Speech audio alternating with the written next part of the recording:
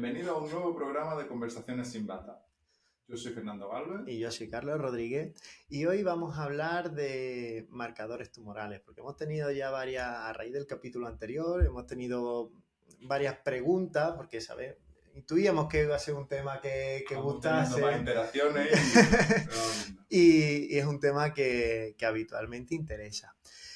Pero antes de todo vamos a hacer, yo creo que un pequeño inciso, ¿no? Porque antes de hablar de marcadores, que se saca, como bien sabéis, en una analítica de sangre, hay otra pregunta muy frecuente que vamos a responder rápido, pero es, ¿hace falta estar en ayunas para hacerse una analítica con marcadores tumorales o una analítica de quimio en general, de control de tratamiento?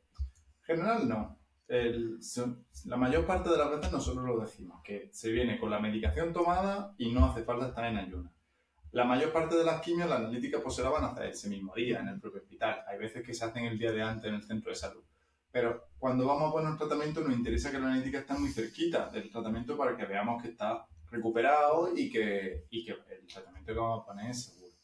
Pero en general no, ni las ayunas, porque los niveles de glucosa en sangre, de azúcar, no nos van a variar el tratamiento. Nada. Salvo que se mide algún parámetro específico, que entonces ya así vuestro oncólogo os lo especificará, pero si hablamos de analíticas generales de rutina de control de tratamiento o de control de marcadores, como vamos a tratar hoy, no hace falta estar en ayunas.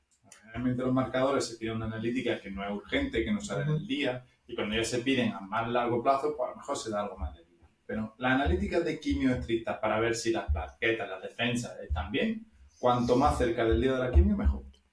Perfecto, pues yo creo que ese punto ya lo hemos dejado claro, que es otra pregunta muy recurrente, y ya vamos a entrar de lleno en los marcadores tumorales, porque es una cosa que genera mucho estrés, que todo el mundo pregunta mucho por los marcadores, y vamos a ver qué tiene de verdad o qué tiene de utilidad y qué parte tiene de mito. Entonces yo creo que antes de nada tenemos que desglosar aquí un poco es en qué situaciones pedimos marcadores tumorales, ¿no? Vamos a empezar quizás por monitorización del tratamiento, por pacientes con cuadros metastásicos, que se piden los marcadores tumorales. ¿Ahí qué función cumplen? Hay que tener en cuenta que los marcadores tumorales no son específicos de una enfermedad y que nosotros cuando los pedimos y de entrada, de base, no están elevados, probablemente no nos van a servir de nada en ningún punto de la enfermedad. Exactamente. Yo creo que aquí una puntualización es que el hecho de que una enfermedad, un tumor metastásico no eleve marcadores de entrada o en el grueso de los tumores no implica ni mejor ni peor pronóstico. Una vez que ya pedimos ese marcador y está elevado, nos puede ayudar a que conforme vamos por un tratamiento, esas modificaciones en los marcadores nos vayan diciendo cómo se va encontrando. No es que no sea algo categórico, es decir, si tengo el marcador en 100, estoy mejor que si lo tengo en 200 o que si estoy en 50, porque eso es cómo uno se encuentra. Ni estrictamente hablando está relacionado con el volumen de la enfermedad, pero sí que nos va diciendo una dinámica de conforme vayamos poniendo marcadores, ese descenso, cómo nos va a ir diciendo. Alguna vez sí que nos puede ayudar para la hora de si tenemos que pedir un TAC, pues si lo pedimos estrictamente a los 3 ciclos, o nos da margen para esperar un poco, o si podemos dar algún descanso, un poco cómo lo vamos a ir moviendo. Pero en general es un dato que es mucho más importante para vosotros que para nosotros. Exactamente. A nosotros nos orienta, pero no suele ser definitorio de nada. Habitualmente, cuando un marcador eleva, si pedimos una prueba de imagen y no se ve nada, habitualmente mantenemos el seguimiento. Ya digo, esto vuelvo a decir lo mismo que decimos siempre, hablando un poco de la generalidad o la mayoría de los tumores. Después hay situaciones específicas, ¿no? Como tumores germinales, como la próstata, que ahí tienen otras implicaciones, ¿no? Pero como norma general no vamos a tomar ninguna decisión por una elevación de marcadores y mucho menos por una elevación aislada, porque también hay veces que un buen día suben, haces un control al mes y baja. Los marcadores no van a tener un nivel, no van a estar a cero en la persona. Los marcadores tumorales son sustancias que en algunos casos las células tumorales lo producen más que las células normales, pero todos tenemos un nivel normal de esas sustancias. Son sustancias naturales del cuerpo.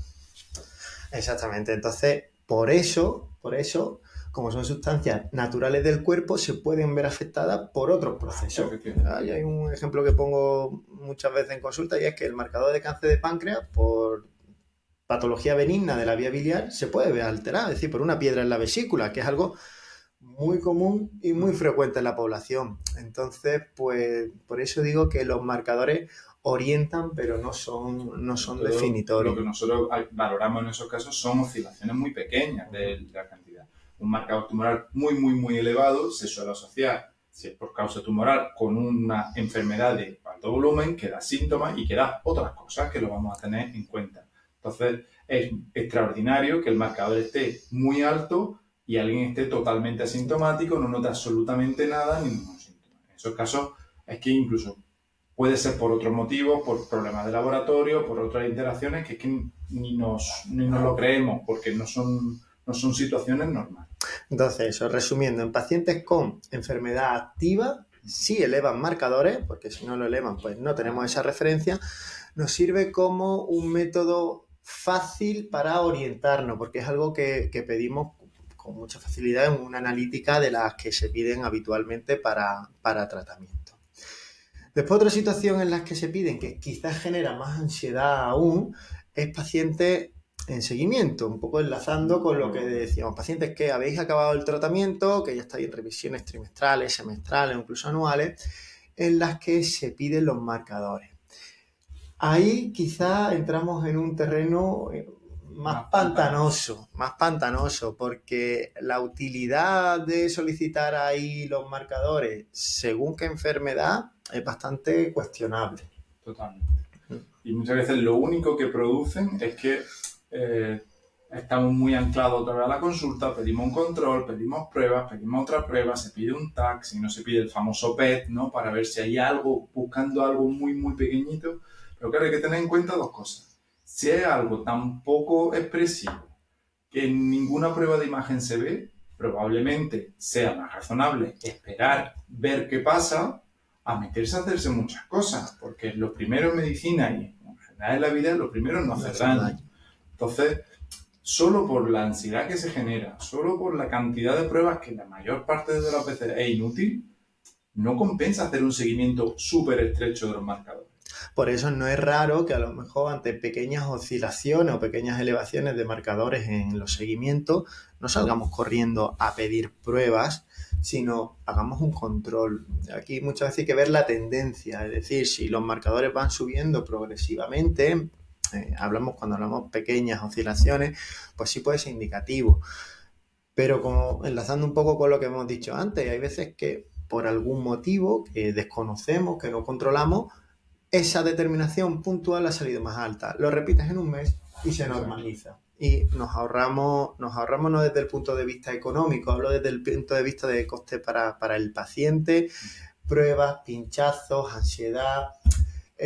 Y muchas veces esas pruebas llevan a más pruebas porque se ve alguna lesión indeterminada, ya se intenta biopsiar y al final algo que podríamos haber evitado pues teniendo un poco de calma.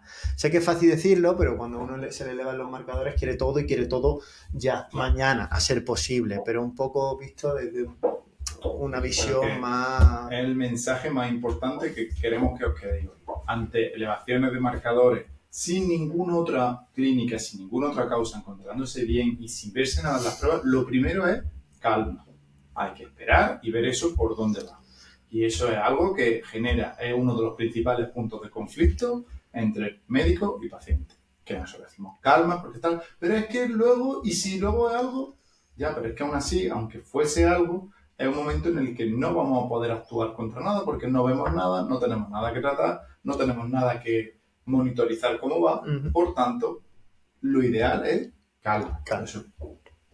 Exactamente. Igual que pedir los marcadores durante mucho tiempo cuando ya el riesgo de recaída es muy poco, ¿vale? Como si recordáis en el vídeo anterior, decíamos que el grueso de los tumores, especialmente los tumores de un perfil más agresivo, tienen su riesgo de recaída es más alto en los 2 primeros años y que más allá de 5 años, pues es probable que muchos de ellos ya no recaigan nunca. Claro. Seguir pidiendo marcadores mucho más allá de ese tiempo es un factor de confusión, porque ya probablemente esa elevación no tenga nada que ver con el tumor y lo que hagamos es, pues, lo que hemos dicho, ¿no? Hacer pruebas innecesarias, generar ansiedad innecesaria y aporte poco. Y aporte poco. Está recomendado en todas las guías de práctica, incluidas las de atención primaria y la mayoría, es que una vez que ya se da de alta, que ya hemos terminado el proceso, que hemos hecho un seguimiento durante una serie de años, el seguir pidiendo marcadores, lo único que hace es seguir dándole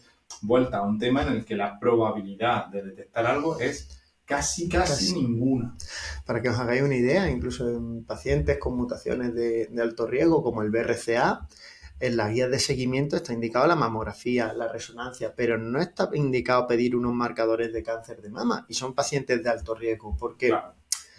se sabe que eso no aporta nada al seguimiento.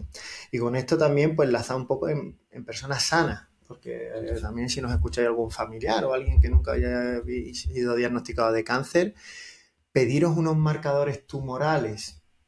Porque después de las vacaciones estamos un poquito cansados, porque tenemos un poquito de astenia primaveral o porque nos encontramos mal con síntomas muy inespecíficos y por si es algo malo, es algo que no tiene sentido. No aporta. En la gran mayoría de las veces eso conlleva pruebas o controles, volvemos a lo mismo, ansiedad, que no llevan ningún diagnóstico de nada. Y una falsa tranquilidad cuando salen normales. Porque como me salen normales, no, eso cáncer no es. No. De hecho es que la mayor parte de los tumores en estadio localizado, no elevan. Los marcadores son normales. Y es el momento en el que hay que actuar. Entonces, hay que guiarse por la clínica y por clínica que sea orientativa de algo. De me encuentro cansado y los marcadores me salen bien, pues ya no me tengo que hacer más pruebas.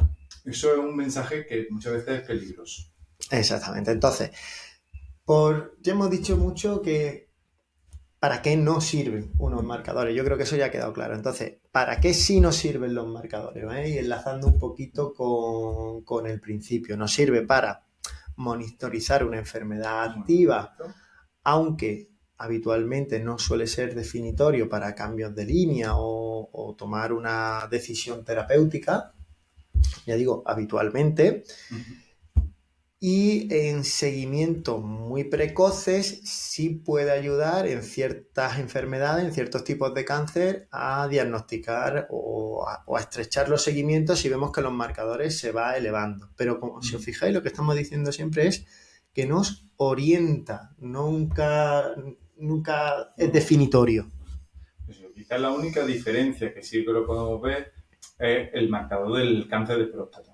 Es la única determinación analítica que sí que se relaciona muy bien con la enfermedad, porque es una sustancia que solo lo produce el tejido de la próstata. Entonces, cuando ese tejido crece, aumentan los niveles. Pero el resto de marcadores...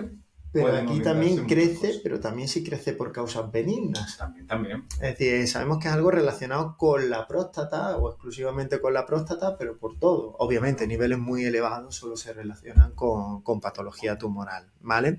Pero bueno, sí, quizá el PSA es el que se sale un poco de la norma, ¿no? Es que a muchos hombres de determinada edad, que es una edad que fluctúa por en torno a los 50 años, se puede empezar a ir pidiendo para tenerlo vigilado.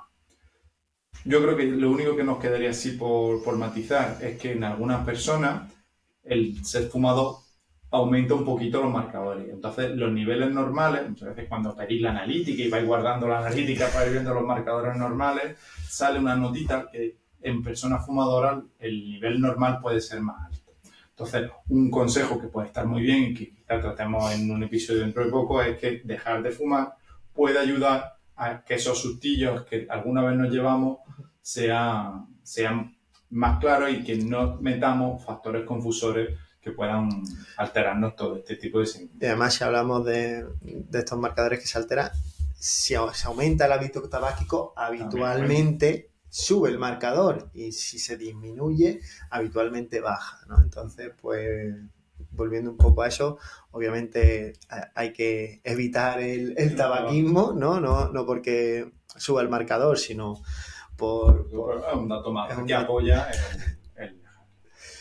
Pues nada más, espero que hayamos resuelto vuestras dudas o aclarado un poco para qué utilizamos nosotros los marcadores y para qué no. Y como siempre, quedamos abiertos a preguntas que nos hagáis, aclaraciones que queráis. Podéis vernos en YouTube, en Spotify y por supuesto en Instagram, donde interactuamos más fácilmente. Bueno, esperemos que nos ayudéis también a dar difusión, ya que vamos creciendo, estamos muy contentos con nuestra comunidad. Así que recordaros, hacernos preguntas, porque cualquier pregunta tonta es la que no se hace. Hasta luego. Hasta luego.